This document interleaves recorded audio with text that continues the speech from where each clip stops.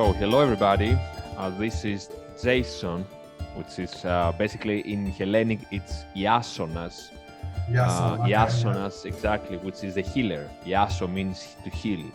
So, I'm Jason Iasonas from the Hellenic Wolf podcast, and today we have a lovely guest from Australia who is going to let us know a little bit about a new way of, probably it's not a new way of training, Paul, really, but maybe a renewed way of training, maybe something that we found once again. And me, as a history geek, and especially an ancient civilizations history geek, which is even more weird, I'm always curious about training methodologies from ancient peoples. So it's a great honor and a great pleasure to have you here, Paul. No, it's a pleasure. Thank you for asking me on. Everyone I talked to said the best words for you, so really honored. Let's get to it, really, man. Let's get started. Let's get started. So, first of all, let us know who you are for a short bio. Yes, sure. So, I mean, my name is Paul Wolkowinski. I also, on my YouTube page, use the word Taras, which is my kind of middle name, but my father thought when I was born that was too complicated for English people, so it was Paul Wolkowinski in the end. But I do use the middle bit, Taras, on my YouTube channel. So yeah, I was born in the UK. My parents landed up in the UK after the war, the Second World War, obviously, and then my wife and I decided to come to Australia in 1988, and we've been here ever since. And we've done many trips back to Europe ever since then. And I've always been interested in physical exercise, but then around about 2005-06, got into kettlebells a lot.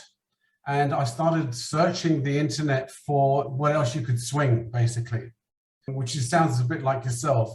And I found a book which was really fascinating, written by two people called Cobbett and Jenkin, written in 1905.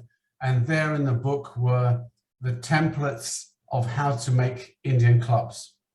And I didn't realize it at the time, but I mean, where I thought were Indian clubs, there were 4 different designs in there, from a small club to a very big club. And when I can remember when my wood turner at the time here in Perth made them, I can remember standing with them and thinking, now what? no idea what to do with them. So, you know, I tried sort of swinging them. I knew that they had to go out to the sides as opposed to sort of, you know, the kettlebells forward. This has to go sort of out to the sides. But really, it was just experimentation after that. And I mean, and then I did see a few people swinging club bells, which gave me a few, you know, the steel clubs. I don't know if you've seen them, but I mean, those I got influenced with those, and I thought, well, yes, some of the shapes here I can follow. And then in a very short space of time, I found another book on the internet by Ferdinand Lemar, who was a German based in England.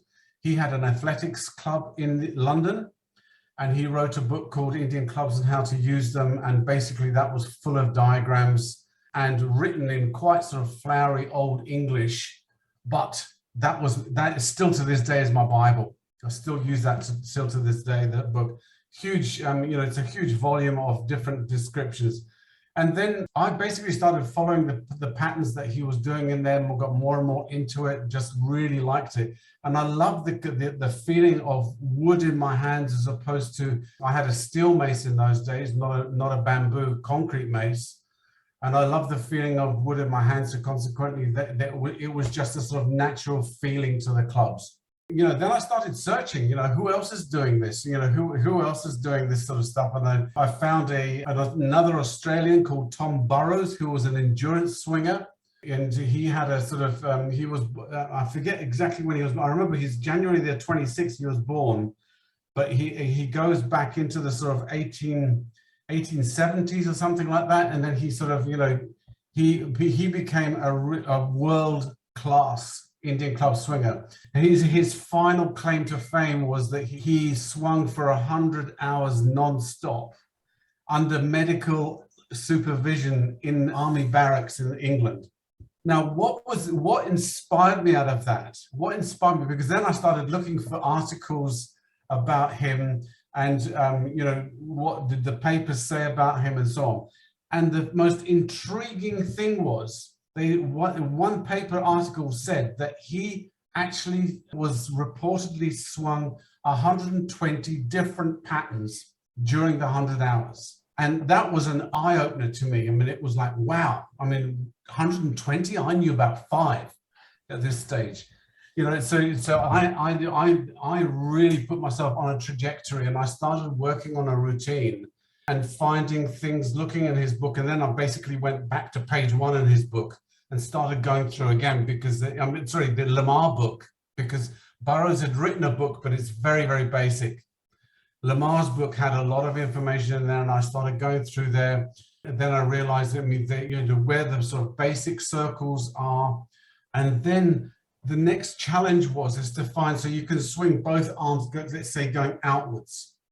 Then you can swing them inwards. But how do you swing one arm to the back, one arm to the front?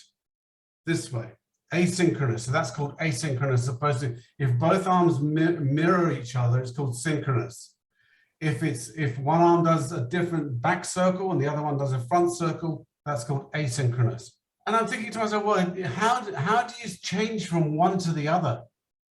There's no information about this, not even in the book, my Lamar book. And then one day I'm practicing in front of a mirror so I can see myself. And quite by mistake, I made a double circle at the back here, and it changed the pace of my swinging. So I was suddenly doing asynchronous swinging. That was such a discovery. I mean, I can remember that to this day. It was early in the morning, and I'm doing this, and I'm thinking, and then that's all I could repeat. So, I mean, I was, and I couldn't, so I'd swing outward, and then I'd swing outward asynchronous, and I couldn't figure out a way of getting back into swinging synchronous again. So, that's amazing. It was amazing. So it was a huge journey of experimentation every day, hour, 2 hours every day, just swinging, trying to find, these little secrets. Yeah, and it was basically, I started building on it. I also decided in 2013, I found I can't remember where it was now.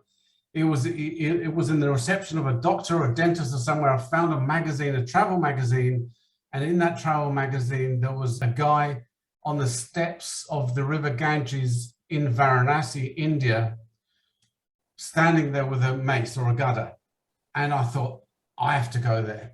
I have to go there. By this time, my YouTube channel was starting, and I went to see a few people. I wanted to meet up with people who I'd had dialogue with on YouTube. Because there were certain people in the States, there were more people in Europe, in England particularly, than in Poland, Denmark, Finland. I mean, there were quite a few people around, and I wanted to go see them all.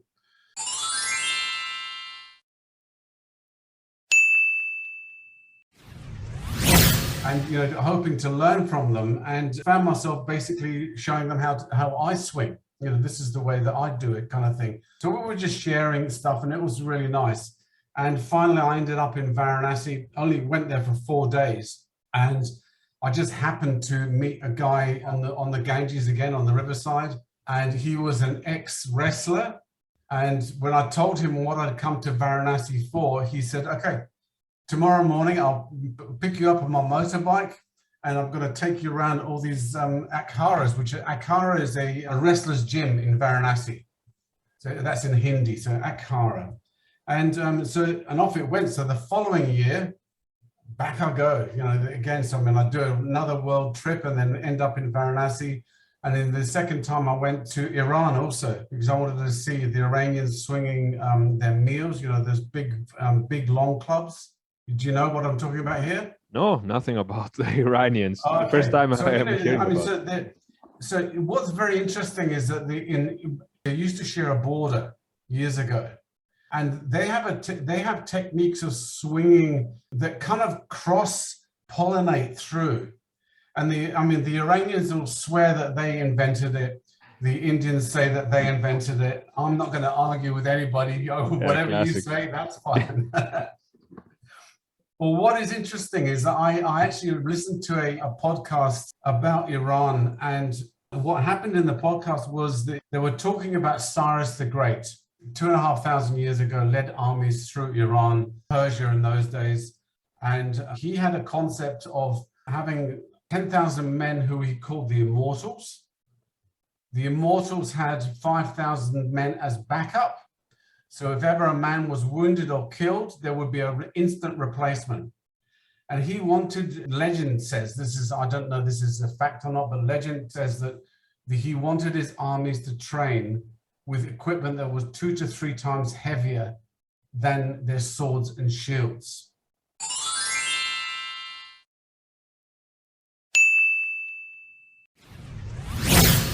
So consequently, this was very, very important. And this is how the meal training kind of came about. Now, just to paint a bit of a picture about Iran, it's in some ways very similar to West Australia here, desert everywhere. So basically in Iran, they do push-ups on what's called a shena board. So this is like a sword. So you've got the handle here, but it's mirrored on both sides. You put this on the ground and you do push-ups. Why is it a board like this? Because they used to do push-ups on their swords, because otherwise your hands would sink into the sand. Okay, and you always have to keep there's a split push-up. So you're in a split position with your legs, and your heels and your toes have to be on the ground. You go 3 times to the back, once down. So that's basically a shena push-up. Now, the reasoning behind the meal swings, you have to imagine that in the army, there would be a shield on this hand, a sword here. So basically, it would be that the sword would strike, the shield would move out of the way, it would strike down, the shield would come back. And the swinging that is done in Iran is based on that, but it morphed into, so it was basically down here, and it's that type of movement here with 2 clubs. Now, when you go to, so in India, the origins aren't as so much military as they are in Iran. Basically, I haven't found any sort of history, sort of military history in India to back that sort of thinking up. But the clubs in India, in some cases, the really big clubs are much, much bigger than the Iranian ones. And the movement's very, very similar. What the Iranians do is they lift the clubs off their shoulders and there's no upper body contact with the clubs. Whereas in India, because the clubs are so huge, they slide them on and off their shoulders. And they put mustard oil on their shoulders so that the skin doesn't break. It's a very different technique. Very interesting. I mean, if whoever's listening goes onto my YouTube channel, you'll see some of this stuff because I've been there, filmed it and recorded it and published it basically. So now what's interesting about now going from here to Indian clubs should really, in my opinion, be called English clubs because they were invented during the British Raj in India. Now you have to also consider that in those days there were no flights, so everybody traveled overland. At the beginning of sort of, the start of electricity and stuff, there were telegraph lines built from India to England.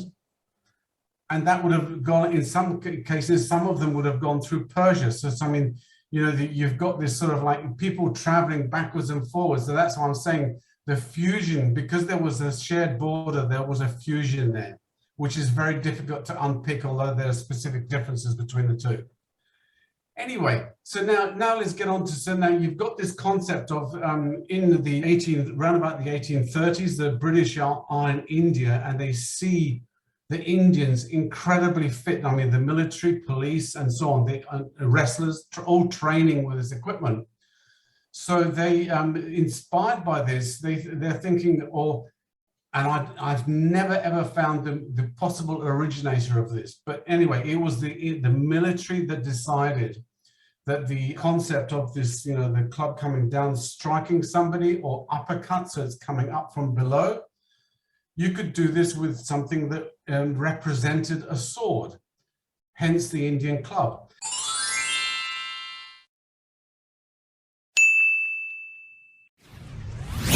Now, I have a friend of mine who is a swordsman in California, who actually showed me a type of sword that would have been used by the British military in those days. And I held both the sword and an Indian club in the other hand. And the similarity in handling is identical. So that even strengthens my theory more. So consequently, if you consider that all the swords that would have gone out to India would have been made in the UK, shipped out to India. If the swords are used in practice, they would be used and probably damaged and broken and so on. So, I mean, it was an expensive exercise, whereas they could train, without non-contact, train the military and keep them moving, got the men using their shoulders, building their upper bodies, basically with, thoracic turns and all the rest of it. And they trained, this is how they trained the military. The British, when they were in India, also had other problems which were disease, like for instance, malaria, diarrhea, and all sorts of other things. And when they first went there, because of the heat and the humidity, the military was very sedentary. And the doctors at the time said, yeah, let's move them, let's make them exercise. Sadly, there's a very sad note to this, that in India at the same time, the British conscripted local Indians into the military. And they made the Indians train with clubs that were a lot heavier than the white guys used. And it was a bit of a persecution type of thing. It's really sort of, there's nasty overtones there. So yeah, so I mean, that's basically how the Indian clubs came into being, the lighter weight ones. They got gradually, as people left the military, they went back to England. They went back through Europe and brought the clubs back into Europe, basically, where they became popular in Germany, in Czechoslovakia, and in the UK, and finally in America, where they were used. It was very interesting because then they started becoming a great favorite of, it was called muscular Christianity, whereas you had to be clear, I mean, you had to be clean both in mind and spirit and physically good. So consequently, you can imagine a situation, now let me paint you a picture, where everybody would go to, regardless of whether they're Catholics, Protestants or whatever, they would go to church on Sunday. And then in churches, then all the pews and everything would be moved out of the way, and the church would be the village hall, the town hall or whatever. And then somebody would get up at the front, somebody would sit down at the piano, they'd play waltzes, and people would swing clubs. The men first, then the women, and then the kids.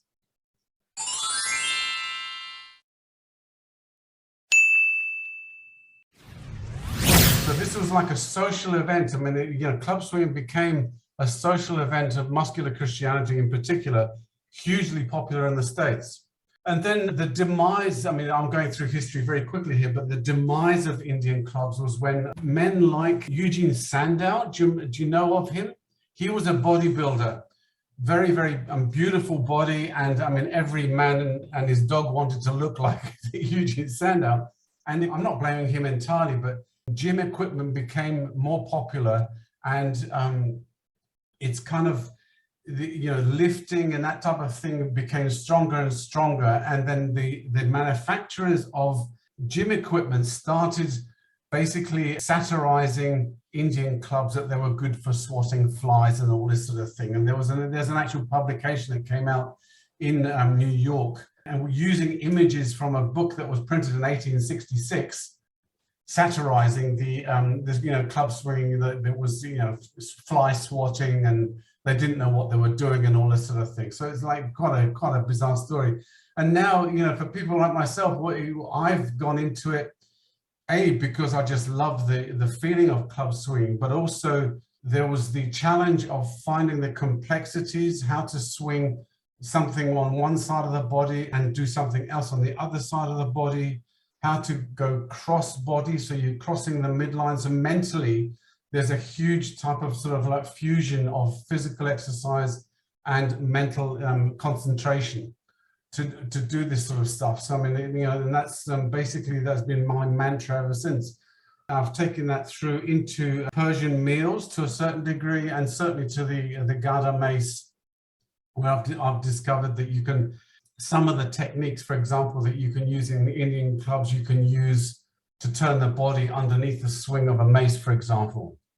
So you're swinging from side to side, and as the mace rises on one side, you can turn around and then swing in the opposite direction.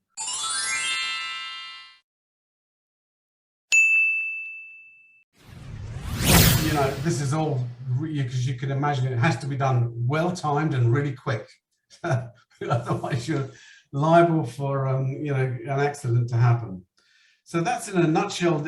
I still practice all three disciplines. That means Indian clubs for lightweight work and sort of mental complexity. Persian meals are more of a meditative type of thing for me. And there's always the challenge of the mace or the gada, where you're basically, you know, you're dealing with this situation of this weight falling behind you, swinging it up, letting it fall behind you again. So it's quite meditative also in its nature, but it's a very different feeling to the Persian meals. Yeah. Yeah. I have a question. Before you got into these disciplines of the Indian and the Gada and the clubs, Indian clubs and the Persian meals, did you have any other exercise regimen before? And if you did you notice a few changes when you start picking up the clubs and the maces? What were the basic changes in your body and in your physicality and in your soul that you noticed? Okay, so what I used to do, I used to swim a long time ago. And I also tried running a bit, but I didn't get on very well with that. And then basically with business and what have you, I actually got to a point where I put on quite a lot of weight, which I shouldn't have done. And then the kettlebells came at the right time, because my father was sort of half Russian, half Polish. And I remembered that he used to talk about kettlebells. He never did them himself, but he talked about them. And when I discovered kettlebells, that was it. And I wanted to try this out. And at the same time, I lost a lot of weight when I started doing that, got a lot stronger, my arms got stronger. I think as far as Indian clubs is concerned, my coordination improved immensely. And it was, you know, what I was after with Indian clubs was coordination and flow. So I could flow from one thing into another, and it looks completely effortless. I don't stop, the clubs don't jerk and come to a standstill. That was always my challenge, because that's what I've read about Tom Burrows, the Australian. So what other changes? One thing that I noticed in particular was the fact that how can I say, the rotational, the movement from above the hips to the shoulders improved incredibly. And I mean, that's something which I still know to this day. And I think that's one of I really like that. You know, when we sit down in front of computers, I mean, you know the thing, I mean, we're all very sedentary. This is something that's so important, and moving your shoulders. And I think also one thing that I noticed with my mother, bless her, say I'm 72, she was 79 when she passed away, but by 70, she couldn't lift her arm more than shoulder height. And I can still go up here. And that's from a health point of view, I think that's really important. I mean, it's even for instance, things like, you know, bending down to pick things up off the floor. That's the sort of things that I can do. So, I mean, the benefits are multiple, I think, to answer the question. Because I can still, you know, I practice squatting. I don't do it with weights and stuff, but I can squat down onto my haunches like my grandson does. You know, there's this sort of thing that you know, so I mean, it's survival, really. Exactly. And I have to add to your explanation that I've noticed the same things in my life. So and I haven't even started the maces and all the clubs and all the meals and the stuff. But even with kettlebells, I noticed a huge difference in my coordination first. I had to be aware, which is even a meditative benefit. So it's great. I had to be aware where the kettlebell was at any point in time. And it wasn't the case back when I was doing, and I'm still kind of do sometimes, the bench press and all that stuff.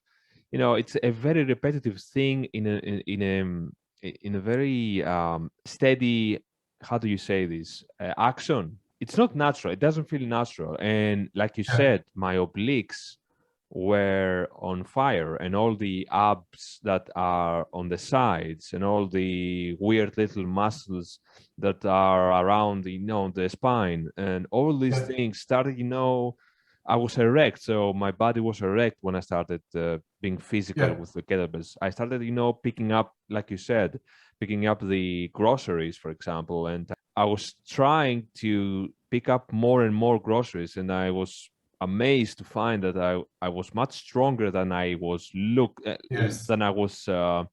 my physique looked not as huge, but I was much stronger than before. And I could do things, I could be more flexible and all that stuff, and I could be also more aware of my surroundings, which was incredible. Because Paul, I used to, and I still have a little bit of that, but I used to hit my feet on different things like tables, doors. Okay. The classic thing that when you walk in your house and you are not aware of the surroundings and you hit your toes, basically you hit your toes on some furniture.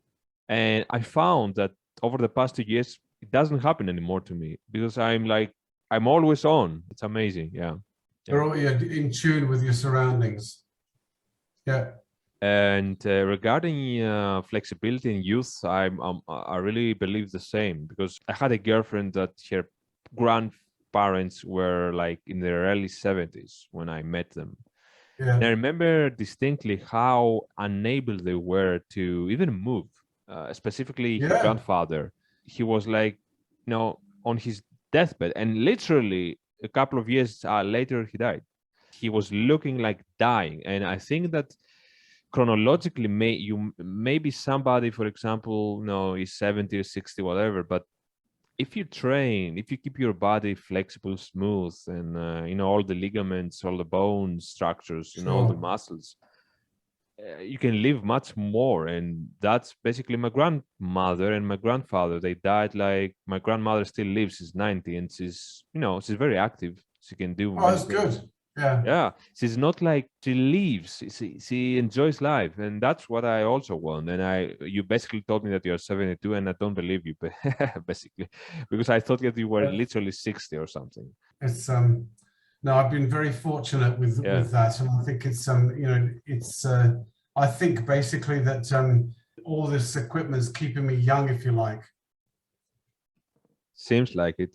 So yeah, seems like it's working. Or it's your Polish and Russian genes. I've seen people. I think it's a combination of the two. I mean, my mother was Polish, and I mean, she didn't do too well because she just stopped moving at one stage. I remember it clearly. Yeah. She just, she'd be watching the TV and just stop moving. That was a sad way to see somebody go. And I didn't realize, I didn't realize it at the time. I really didn't see it at the time, but now I do. Yeah, it's revelations come to all of us at different stages of our lives, and usually they come with a hard message. They are wrapped with a very painful foil, but if we listen, they may grant us the favor of understanding more about this world than we thought we knew. The same for me. So before we end, I want us to talk a little bit what happened you back in the day, a challenge that you had, and also how Maces maybe they may not saved you, but they were a great help at that time. Yes, sure. So I mean, basically, I was diagnosed in early 2017 with prostate cancer, advanced prostate cancer, not just so. And we went through the whole thing of, can we remove the prostate?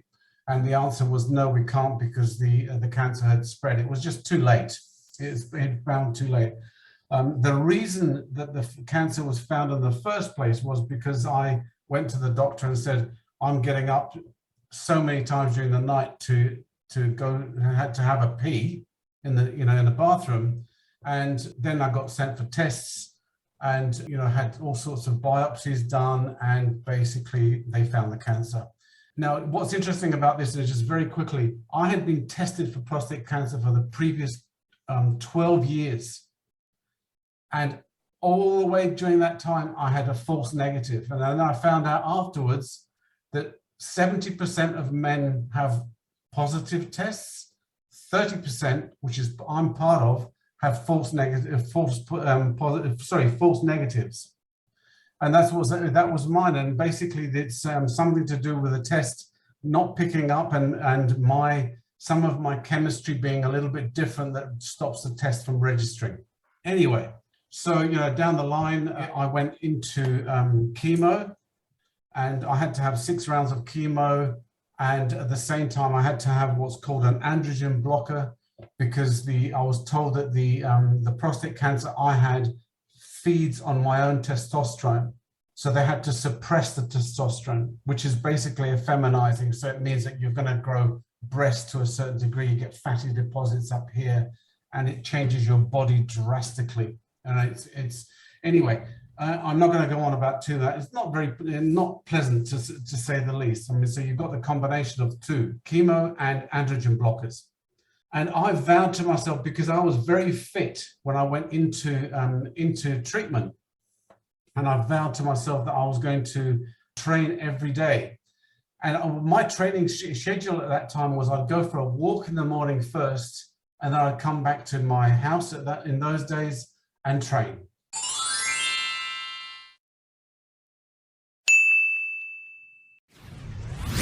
And the walking started to get a bit of a problem. I used to get very, very tired. And the walking, the 5 kilometers that I'd walk in the morning got longer and longer. So, the time got longer. And then one day, and this is the day of revelation came along, it was raining really, really hard outside. And I thought, I'm not going out there. I can't face it, basically. So I just went into my gym. I picked up the mace, and by that time I was kind of retching in the morning. So it's like, it wasn't being sick, but just a dry retch. And I picked up the mace, 7 kilos, feeling quite weak, and I started swinging. And within about 5 to 7 minutes, I started feeling a lot better. 10 minutes came past, and I'm thinking, wow, I mean, the sickness is gone, and let's continue. So that day, I swung the 7 kilo mace for 45 minutes, nonstop, and it was just, I can do this again. It was just, it was such a revelation. And so every morning, I'm feeling sick, I'd walk into my gym, because I just felt sick in the mornings when I got up with all the treatment. Went into my gym room, and then I tried my clubs, obviously, my meals, Indian clubs. I tried everything, and the same result. It was, I don't know whether it got the adrenaline going or what it was, deep breathing, obviously. So it would clear me for most of the day, but as the treatment went on, I got more and more. And the fatigue used to set in early, so by 2 o'clock in the afternoon, the day was gone. But I could still do that bit of movement, and I think it was just that it was an escape for me at the time, if you like. It was something that I just wanted to do because I know it would make me feel better. Because when I got tired in the afternoon, I would feel sleepy. I mean, I just want to close my eyes, lie down. And we used to have 2 cats in those days, so they used to come and cuddle up, and that was fine. So, but it was escapism, but it was just fantastic because it was something that I could do. And I knew that I could get over the sickness in the morning. And then when the chemo stopped, the androgen blockers continued for 2 years after that. And I mean, I still continued that. And then I'd have, with the androgen blockers, once the chemo was finished, that sort of changed things. That I used to have very bad fatigue days. I mean, sometimes I would literally sort of train in the morning, maybe even for half an hour, 20 minutes, and then that would be me done for the day. I wouldn't be able to do anything else. The other days, everything was fine. So it's a sort of, it was a progression. But I mean, what's really spurred me on then was, I mean, for instance, in going into hospital, having chemo, seeing some of the other people there almost giving into it. They were cramped down, they were like this. And I thought, there's just no way that I'm doing that. I'm just gonna train as hard as I possibly can because I can feel better. So, and it's an ongoing thing. I mean, it's never gonna go away, the cancer. And I'm likely going to have some more treatment this year. Don't know exactly what it's going to be yet because the chemistry is changing, because I've been off medicine now and I'm going to have to go back on. But I've met, since this has happened, I've met guys who have been on, have had this for 15 years and they're still fine, so it's not a death sentence in any way, but it's just, you just have to get used to it because it changes your life. That's as simple as that, really. amazing to hear, first of all, because many people, like you said, they give in to something, and it's very easy to give in to frustration and desperation and all the negative feelings. And I say this because I had an experience in late August to early September. I got a heavy feeling in my heart, and I couldn't train. I went to the doctors, and the doctors didn't find anything. I did the basic test, so I have still tests to do. So I have to do some lab tests. I couldn't afford now, but I will be able to afford it in a couple of months. But still, for example, I haven't trained for 5 months, Paul. And for me, training is my life in the sense that it's an escapism, but the escapism that is very useful. So it calms my mind for the whole day. I feel like, great. I feel like, I want to smile to people. And when I don't train, it's very hard to give that energy to something else. Yeah. So I know exactly how you feel, because I was first when that happened to me, and still when I'm not still healed from that, I still feel that there's something that I have to treat, but I kind of stabilized it for the past 3 months. Okay, well, that's good news. Yeah, I guess. Always positive, right? So, but at first I was very depressed, and I really, like you said, I gave into it. I stopped completely even walking. So I was like, fuck it, I will, go to YouTube, binge on YouTube videos. I will, work my work and my day job, and then I will watch movies. But when I did that, I felt crap. So I said to myself, all right, so probably it's hard to move, it's hard to walk, it's hard to do bicycle, but do as much as you can. And it's going to, you're not going to die. So I said that to myself every day: relax, take it easy, do as much as you want, relax. When you feel like taking a break, take a break. Drink more water, drink more vitamin C. And, slowly but surely, I'm not healed, but I'm even thinking going back to my kettlebell. So I'm feeling that good these days. So yeah, it's great to hear that from you, because sadly, I don't think that the medical establishment is promoting this movement easily. They are a little bit afraid, from my experience. I don't know about your doctors, but they seem to try to protect themselves from any liability. Yeah, I agree with that, because but I mean, what has been interesting is that the minute I say that I do exercise, they encourage it, but they don't suggest it. So I mean, totally understand what you're saying. That, well, I know. I hope you sort yourself out. I mean, there's no doubt about that. And I mean, keep your the thing is, I know what you mean about keeping your spirit high. I mean, you have to keep your spirit high, but sometimes it can be very, very difficult. I do know where you're coming from on that one, because sometimes, even now to this day, I mean, I sometimes have to really think, okay, I'm just going to go and shut myself in my room. And I mean, I'll even just basically stand and start swinging my arms at the sides of the body as if I was walking, swing the arms backwards and forwards. And then, then I get into it mentally. I start thinking, then I try to control my breathing, and the movement starts. And I think that's what you need to always focus on, is getting that movement going. As you say, it makes you feel better. So, I applaud that for anyone in the audience, I think that mine experience, and especially Paul's, is going to be very educational to never lose hope, or at least remember that nothing is lost unless you leave it, unless you give in to something. I believe that we have much more potential to heal ourselves than we believe to, and the body is much stronger than we think it is. So it's very hopeful, that your story, Paul, and it gives me hope personally. But I think that there are many people that, Having said that, because we are ending slowly, two things. So first of all, let us know of your media, and second thing, please let us know where we can find, if anybody's interested to start that. Do you have any courses, and also where can we buy that equipment? Sure. So I have two websites. My main website is called indianclubs.com.au, which is, the AU is for Australia, And I have a lot of information about all three disciplines there. I update that every so often, and I have a lot of my YouTube videos appear on that site. I have another website called indianclubsacademy.com. And on that site, I have two courses. They're kind of double-barrel courses. They're Indian clubs and then a swing-along type of thing that you do the Indian clubs course first, and then you do the follow-along type course.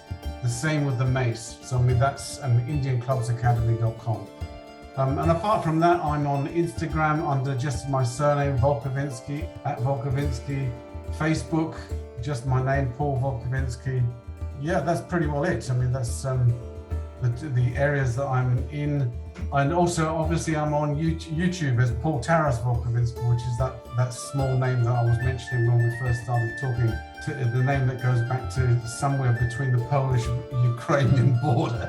I'm not quite sure from where, but Taras. Yeah, so I mean, that's pretty well it. Do you sell the equipment? Can we find it? Do you know any sources that you trust, maybe? On indianclubs.com.au, I have a manufacturers list, which I update every so often as new manufacturers come in. And there you can buy wooden clubs and so on. So it's like a small Wikipedia, if you like, of places to buy clubs. I do make clubs. I've got to admit that I make clubs myself, but it's been mainly for my own use, although I do sell them. And at the moment, I have got so many here that I think in 2022, I will be selling some of them because I've just got to make room for more, basically. So they're all clubs that I've personally made for one reason or another, experimenting, deciding on shapes and what have you. So that will happen, but I mean, that'll be on my website when it actually happens. Great, looking forward to it. So, Paul, thanks for coming on, man, and I really appreciated your time. And I'm glad that we can show the people that there are other ways that they can move ligaments, and maybe more fun ways, because fun sometimes is a great healer to anything in life. Yeah, it is a great healer rather than being totally repetitive. And I think that the experimenting and swinging in different directions is great fun. I mean, I love it. So that's it. Both of us, yeah. Fun is a great. As I grow in life, I find that fun is the missing link in many things. Whether that's business, whether that's relationships, or whether that's not taking serious your exercise regimens too serious. Because many people, for example, know if they don't do the 3 sets of 15 reps 3 times per week, they get mad or sad, and there's no reason. Life is already weird. There's just I think there's a definite movement away from that now, which is quite amusing, really. All the freestyle, should we call it, of club swinging and mace swinging is making a comeback slowly, which is great news. That's great news, really. So anybody listening, go to Paul's media and check everything of his resources out. And if you like the video, press the like button to show your appreciation, and see you on the next episode, basically. And Paul, if you please, stay for a minute. And for anybody else, have a nice day or evening or whatever there is in your place, land.